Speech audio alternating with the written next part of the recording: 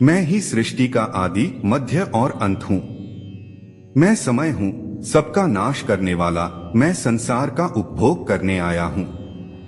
जब भी धर्म का ह्रास होता है और जीवन का उद्देश्य भूल जाता है, तो मैं स्वयं को पृथ्वी पर प्रकट करता हूँ। मैं हर युग में अच्छाई की रक्षा, बुराई को नष्ट करने और धर्म की स्थापना के लिए पैदा हुआ हूँ।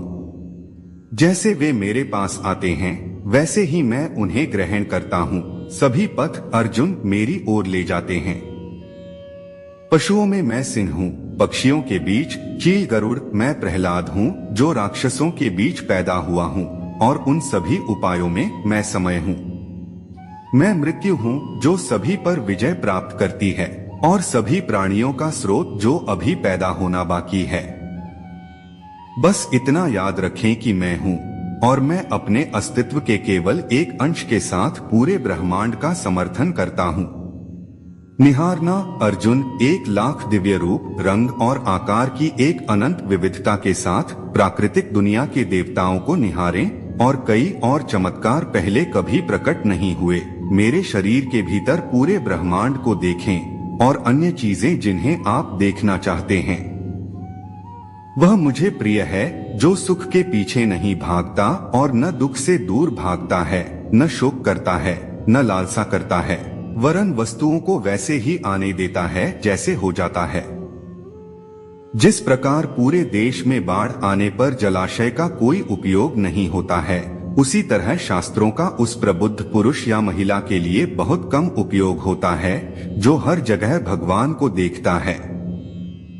जो लोग सब प्राणियों में यहोवा को एक समान देखते हैं, और जो मरते हैं उन सब के मनों में अथाह देखते हैं, हर जगह एक ही भगवान को देखकर वे खुद को या दूसरों को नुकसान नहीं पहुंचाते हैं, इस प्रकार वे सर्वोच्च लक्ष्य को प्राप्त करते हैं। मैं अपनी शक्ति की एक बूंद के साथ पृथ्वी में प्रवेश करता हूँ और सभी प्राणियों का समर्थन करता हूँ। जीवनदायिनी द्रव्य के पात्र चंद्रमा के द्वारा मैं समस्त पौधों का पोषण करता हूँ। मैं सांस लेने वाले जीवों में प्रवेश करता हूँ और जीवन देने वाली सांस के रूप में भीतर रहता हूँ। मैं पेट की अग्नि हूँ, जो सब अन्न को पचाती है। इस आत्मविनाशकारी नरक के 3 द्वार हैं, काम, क्रोध और लोभ। इन तीनों का त्याग करो। इंद्रियों से मिलने वाला सुख पहले तो अमृत जैसा लगता है, लेकिन अंत में यह विष के समान कड़वा होता है। वह जो पहले विष की तरह लगता है, लेकिन अंत में अमृत की तरह स्वाद लेता है, यह स्वयं के साथ शांति से पैदा हुए सत्व का आनंद है। यहोवा सब प्राणियों के हृदयों में वास करता है और उन्हें माया के चक्र पर घुमाता है। अपनी सारी शक्ति के साथ शरण के लिए उसके पास दौड़ो और उसकी कृपा से तुम्हें शांति मिलेगी।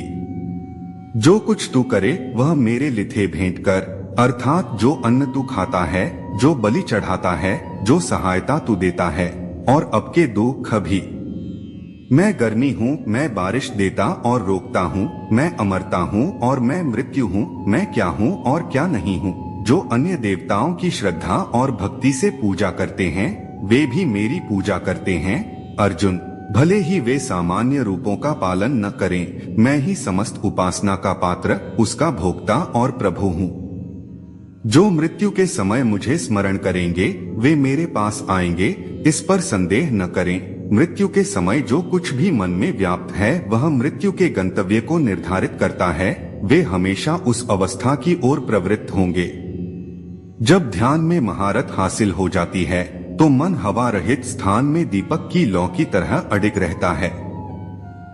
वे हमेशा के लिए स्वतंत्र हैं, जो सभी स्वार्थी इच्छाओं को त्याग देते हैं और मैं और मेरा के अहंकार से अलग होकर प्रभु के साथ एक हो जाते हैं। यह सर्वोच्च राज्य है, इसे प्राप्त करें और मृत्यु से अमरता की ओर बढ़े।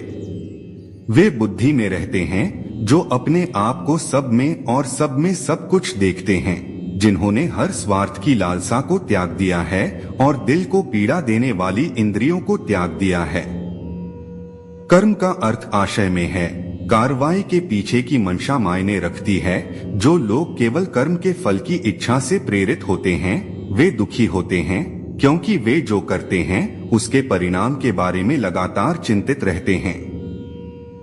आपको काम करने का अधिकार है, लेकिन काम के फल में कभी नहीं। आपको कभी भी इनाम के लिए कार्रवाई में शामिल नहीं होना चाहिए और न ही आपको निष्क्रियता की लालसा करनी चाहिए। इस दुनिया में काम करो अर्जुन, अपने भीतर स्थापित एक आदमी के रूप में, स्वार्थी लगाव के बिना, और सफलता और हार में समान रूप से। योग के लिए मन की संपूर्ण समता है। समय की शुरुआत में मैंने शुद्ध हृदय के लिए 2 मार्ग घोषित किए, ज्ञान योग, आध्यात्मिक ज्ञान का चिंतन पथ, और कर्म योग, निस्वार्थ सेवा का सक्रिय मार्ग। योग के मूलभूत विभिन्न प्रकार हैं। अपना काम हमेशा दूसरों के कल्याण को ध्यान में रखकर करें। ऐसे ही कार्य से जनक ने सिद्धि प्राप्त की, अन्य लोगों ने भी इस मार्ग का अनुसरण किया है। हे अर्जुन, तीनों लोकों में मेरे पाने के लिए कुछ भी नहीं है और न ही कुछ ऐसा है जो मेरे पास नहीं है। मैं अभिनय करना जारी रखता हूँ, लेकिन मैं अपनी किसी जरूरत से प्रेरित नहीं हूँ। अज्ञानी अपने लाभ के लिए काम करते हैं। अर्जुन, दुनिया के कल्याण के लिए बुद्धिमान कार्य स्वयं के लिए विचार किए बिना दूसरे के धर्म में सफल होने की तुलना में अपने धर्म में प्रयास करना बेहतर है।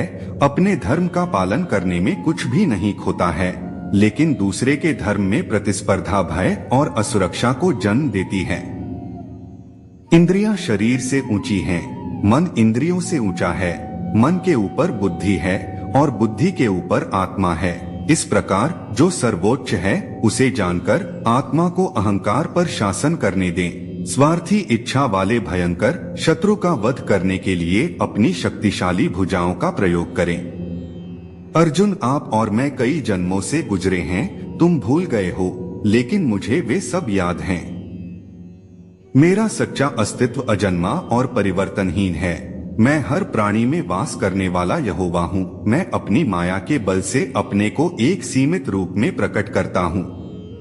जो लोग मुझे अपने स्वयं के दिव्यस्व के रूप में जानते हैं, वे इस विश्वास से टूट जाते हैं कि वे शरीर हैं और अलग प्राणियों के रूप में पुनर्जन्म नहीं लेते हैं। ऐसा अर्जुन मेरे साथ एक है।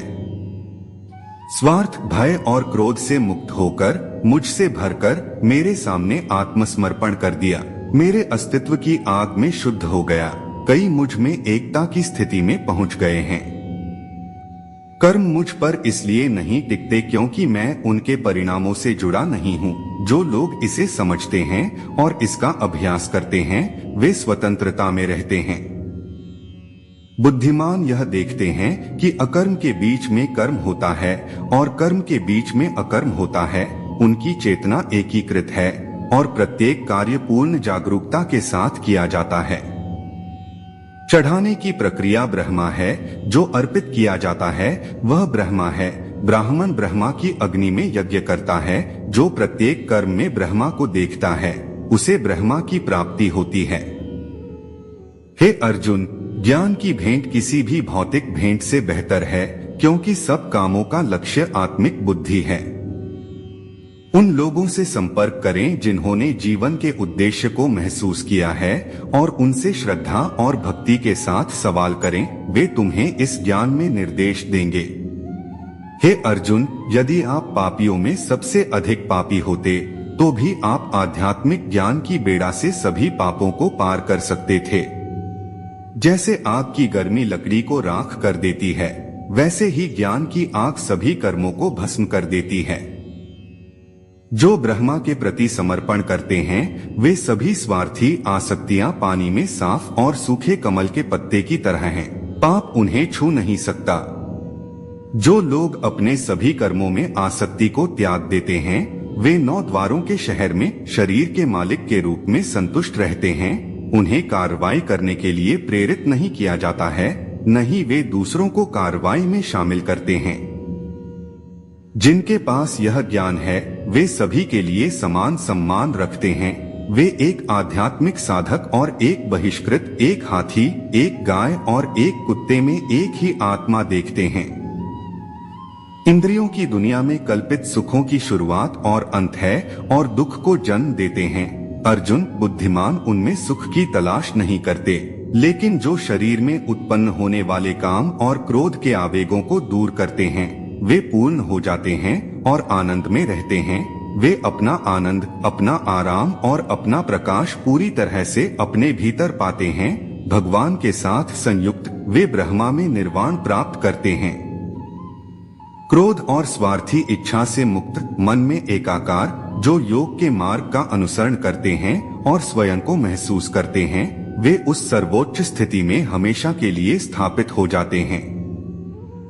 मुझे समस्त प्राणियों का मित्र, जगत का स्वामी, समस्त यज्ञों का अंत और समस्त आध्यात्मिक विद्याओं को जानकर अनंत शांति को प्राप्त होते हैं। जो लोग ऊर्जा की कमी या कार्रवाई से परहेज करते हैं, वे नहीं हैं जो बिना इनाम की उम्मीद के काम करते हैं, जो ध्यान के लक्ष्य को प्राप्त करते हैं। दोस्तों, इस वीडियो में बस इतना ही। मिलते हैं अगली वीडियो में। जय श्री कृष्णा।